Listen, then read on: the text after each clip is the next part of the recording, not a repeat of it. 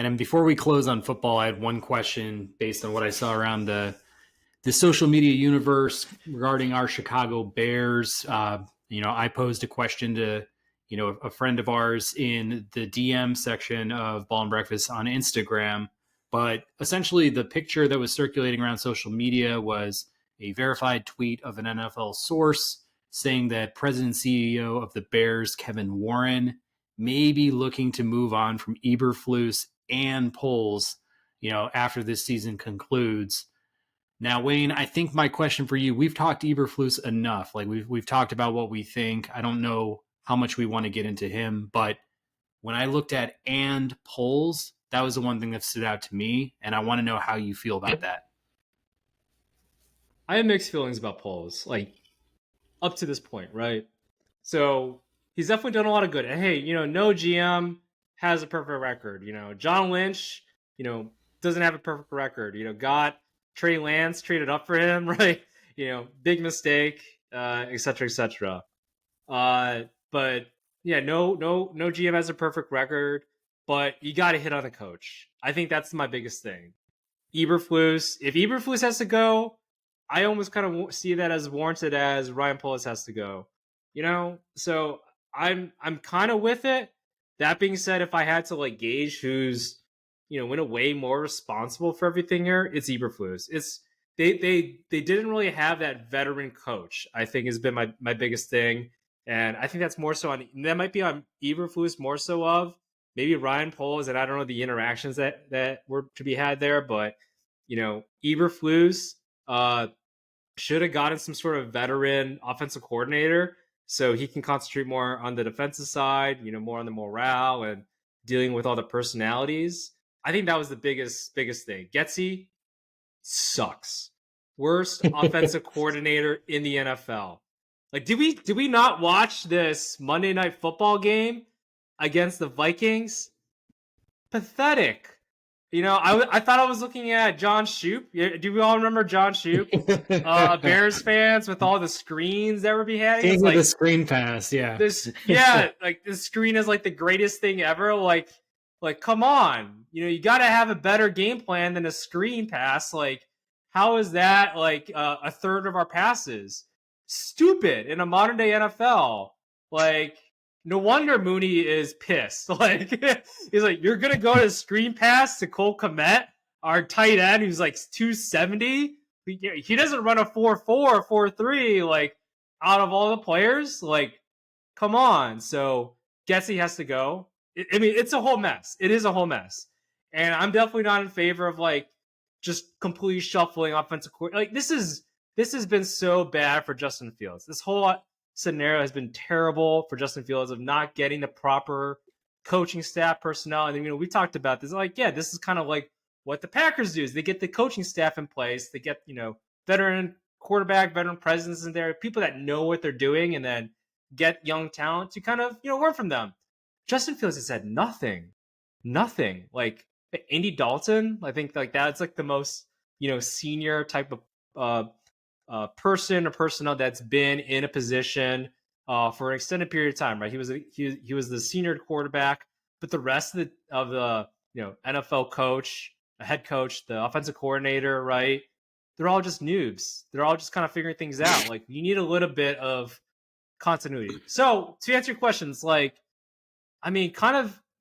Poles, he kind of trusted Eberflus, and Eberflus has been stupid, to be honest. This is stupid. So, and that goes to Poles. Great, you got the first pick. Who? It'd be nice to know kind of how that interaction happened with the Carolina Panthers, who's man, we fleeced you. But the Panthers had to have had some say in that trade. Obviously, they did it, getting rid of their top wide receiver, getting rid of the top pick in this coming year's draft, and not having the support for Bryce Young. So great, they're idiots too. But we got to look at our organization, what Ryan Poles has done. Great, you got some great trades there. The Montez Sweat deal looking pretty good in my opinion. I know a lot of people are kind of comparing with the Chase Young deal, but it's kind of one of those things, honestly, where Chase Young He might not be there. He might not re-sign there with the 49ers. So it's kind of a rental type of third rounder. And maybe that's where a lot of teams kind of, they didn't like that production from Chase Young. I get all that, right?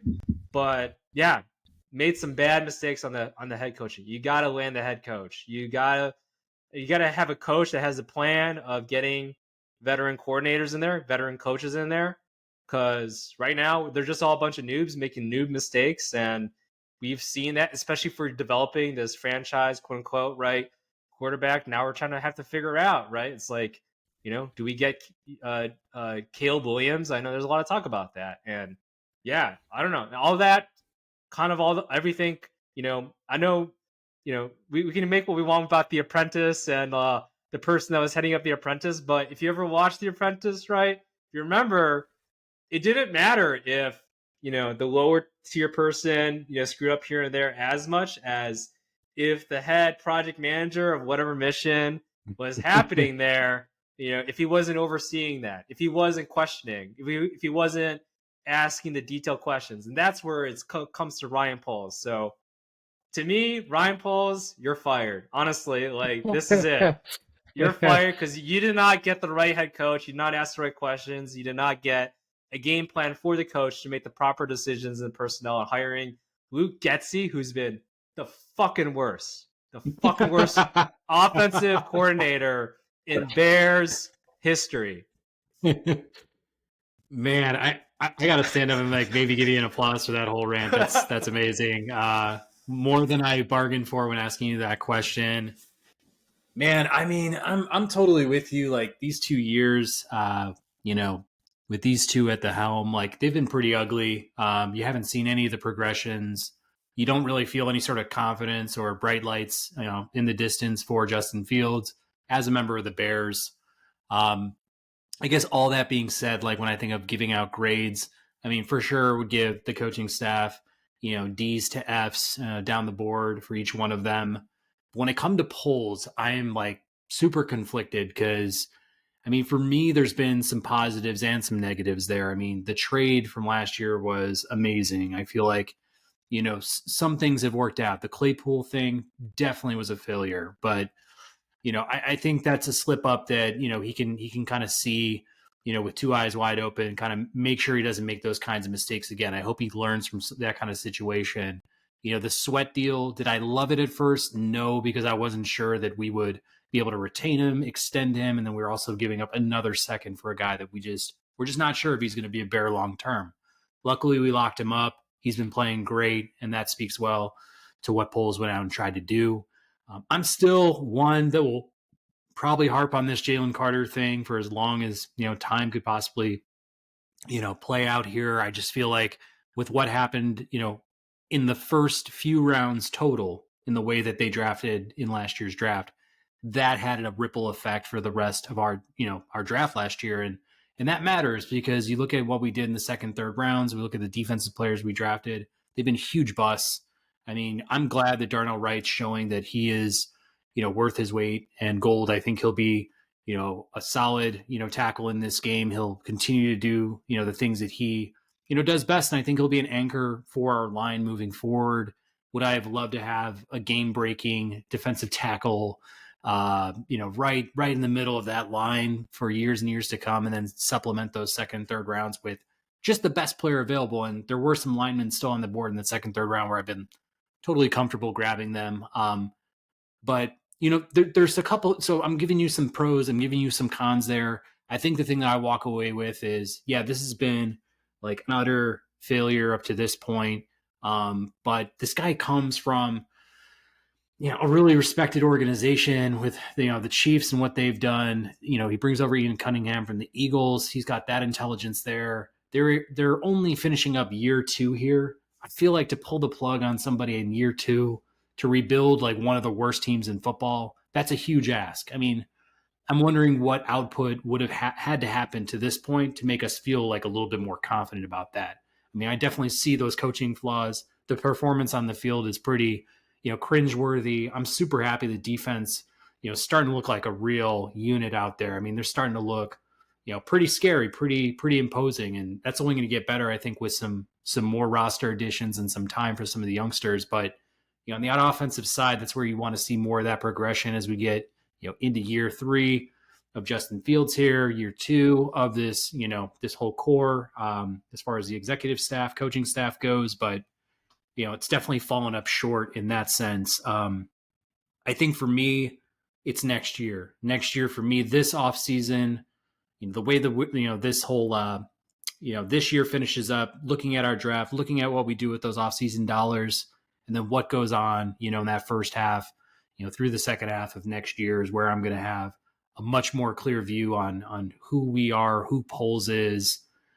I'm hoping we have a new coaching staff at that point, starting with the head coach on down, but it's hard to know. I just feel, there is a part of me that's like curious, it's like, man, I would hate to cut this guy off when I still have that little, that little, that little bit of curiosity of like, hey, we brought this guy in here for a reason. He was really respected around the league.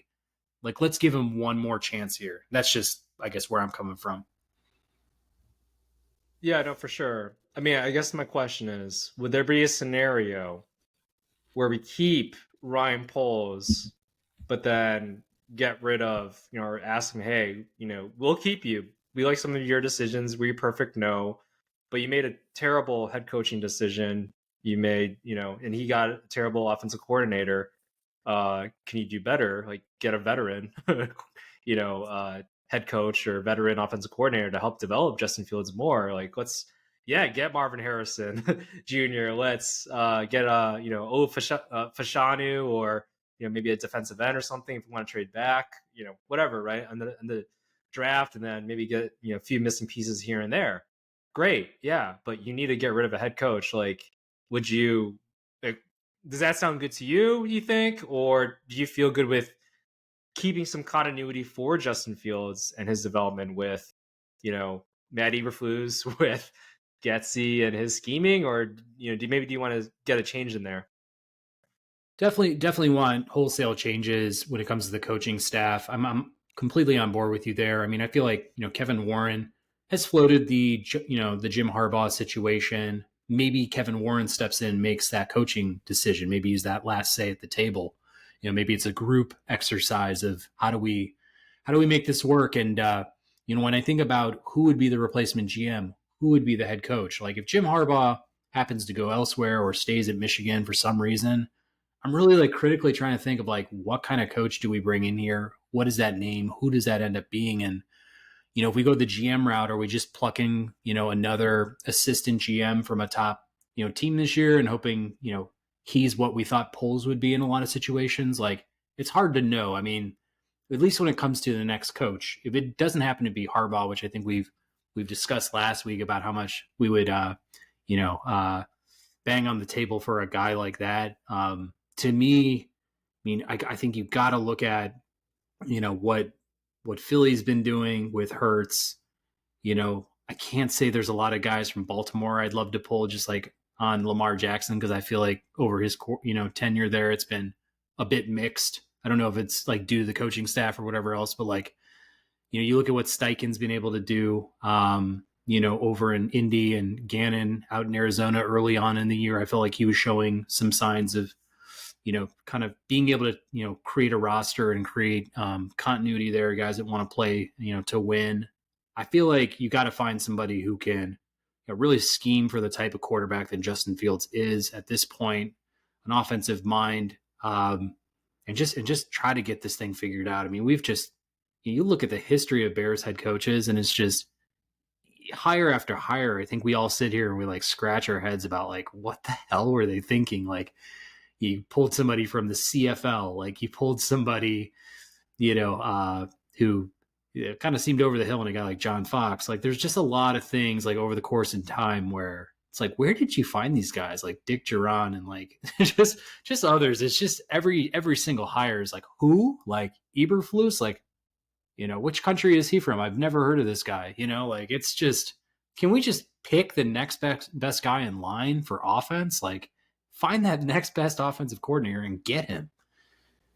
I mean, I 100% agree. Like, do we remember? I mean, like, even just this past head coaching, like Eberflus, right? Like, did we contact Doug Peterson at all? Like the Super Bowl winning, head coach there. And, I think I made a comment of like, look what they're doing with the Jaguars. Look what they're doing also too with the Texans. But yeah, I mean, maybe more specifically the Jaguars there, just having a coach who has a history of winning, who won a Super Bowl with Nick Folk, right? And yeah, having like their GM's doing a tremendous job with that roster. Like they're starting to develop to be like a 49ers light or like an Eagles light, just to the complete roster. I think they're very talented. They're making a lot of great moves. They're shoring up the defensive line. And, I think in this NFL, a lot of people have said, right, and this is kind of what's been happening. You need an edge rusher or some sort of defensive line disruptor. You need a secondary person, whether it be Ed Reed type or some sort of shutdown cornerback, right?